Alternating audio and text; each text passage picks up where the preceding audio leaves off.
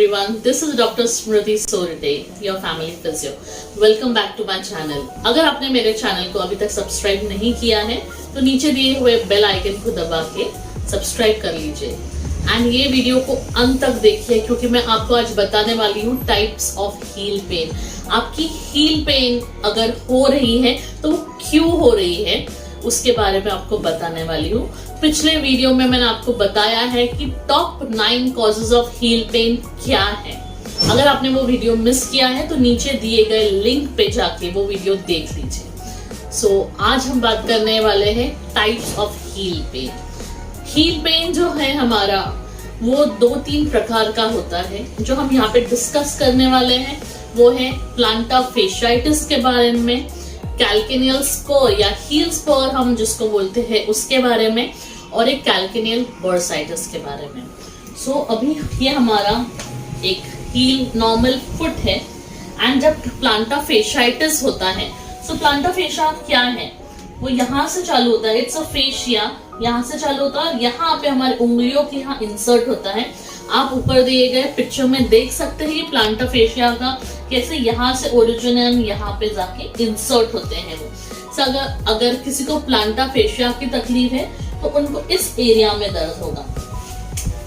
यहाँ पे दर्द हो सकता है और वो दर्द इतना रहता है कि जब हम हमारे पेशेंट को वहां पे प्रेस करते हैं तो एक उनको इतना तकलीफ होता है कि वो बहुत रिएक्ट करते हैं उस पे कि मुझे बहुत पेन हो रहा है डॉक्टर अभी मत हाथ लगाइए। वो इतना पेन होता है और कभी कभी ये जो पेन है ये पूरा इस एरिया तक जाता है बिकॉज यहाँ पे प्लांटा फेशिया है, इसलिए आपको ये एरिया भी दुख सकता है, बट प्राइमरीली यहाँ पे आपको पेन रहेगा। देन हमारा है कैल्केनियल स्पर। अभी जो हमारा प्लांटा फेशिया है वो यहाँ से आता है और हमारी ये जो काफ मसल जो टेंडन में कन्वर्ट होती है वो यहाँ पे इंसर्ट होती है। कभी कभी जब इनमें टाइटनेस रहा तभी वो उस बोन को पुल करता है और वो पुल करने की वजह से कभी कभी वो बोन बाहर आती है। जब आपको डॉक्टर बोलते हैं हील पेन के बाद कि आप एक्सरे निकाल के एक बार देख लीजिए कि कुछ है क्या एक्सरे में, तो वो ये बोलना चाहते हैं कैल्केनियल स्पर या हील स्पर हुआ है क्या, हम वो देख लेते हैं। अगर हील स्पर रहा आपको तो आपका ये जो बोन है ये थोड़ा बाहर की तरफ आएगा, थोड़ा आउट ग्रो होगा, तो उसको हम कैल्केनियल स्पर बोलते हैं। अभी ये कैल्केनियम बोन है, ये जो बोन है इसको हम कैल्केनियम बोन बोलते हैं और यहाँ पे एक छोटा सा बरसा रहता है। अगर इस बरसा पे प्रेशर आ रहा है तो तब यहाँ पे पेन होता है इस एरिया में। अगर पेशेंट को इस एरिया में पेन होता है या आपको इस एरिया में पेन हो रहा है आपको कैल्केनियल बर्साइटिस होने के ज्यादा चांसेस है। ये सभी जो पेन है, प्लांटा फेशियाइटिस का पेन, कैल्केनियल स्पर का पेन जो यहाँ पे भी हो सकता है या यहाँ हो सकता है, या फिर बर्साइटिस कैल्केनियल बर्साइटिस का पेन, ये पेन फ्रेंड्स बहुत आपको तकलीफ देते हैं। उसके कुछ सिम्टम्स ऐसे हैं कि जब भी आप सुबह उठते हैं और बेड के नीचे फर्स्ट अपना पैर रखते हैं तो आपको इतना पेन होता है कि आपके कुछ स्टेप्स या फिर फर्स्ट 10 मिनट्स आपको चल के भी नहीं होता है।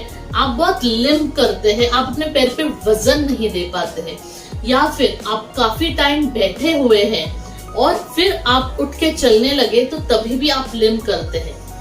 मतलब बहुत टाइम के लिए अगर हमने कुछ मूवमेंट नहीं की एंकल की, कुछ मूवमेंट नहीं की उस एरिया की, तब हमें वहां पे पेन आता है क्योंकि वो मसल और टाइट हो जाती है। और जैसे जैसे मूवमेंट होती है वैसे वैसे वो थोड़ा फ्री होता है, पेन कम होता है। लेकिन कोई लोगों को अगर बहुत ज्यादा पेन है तो वो पेन 24 आवर्स भी रह सकता है, या फिर 24 आवर्स में कुछ ऐसे टाइम रहेगा जब वो पेन बढ़ जाता है, जैसे वो उठ के बैठे हो, उन्होंने पोजीशन चेंज किए हो या दोपहर के एक नैप के बाद उठे हो। इस प्रकार तक पेन रह सकता है। अभी इस स्टेज में क्या करना है, मैंने आपको पहले भी बताया था कि अक्यूट फेज में हम लोग अक्सर आइज ही लगाते हैं। अभी आइज क्यों, अक्यूट फेज में जो हमारा इन्फ्लेमेशन होता है वो ज्यादा होता है। तो इन्फ्लेमेशन नॉर्मल लैंग्वेज में हम बोलते हैं कि कहीं पे आग लगी हुई है, दैट इज इन्फ्लेमेशन। अगर वहां पे आग लगी है तो हम क्या करेंगे फ्रेंड्स, हम वहां पे आइसिंग करेंगे। सो जो मैं रिकमेंड करती हूँ हमेशा, अगर आपको यहाँ पे ही पेन हो रहा है सो बेस्ट है आप आइस क्यूब से वहां पे 8 to 10 मिनट्स के लिए मसाज कीजिए। 8 to 10 मिनट्स के लिए वहां पे आइस क्यूब्स घुमाइए, या फिर पूरा एरिया में अगर पेन हो रहा है तो आप 8 to 10 मिनट्स के लिए पूरे एरिया में आइस क्यूब से मसाज कीजिए।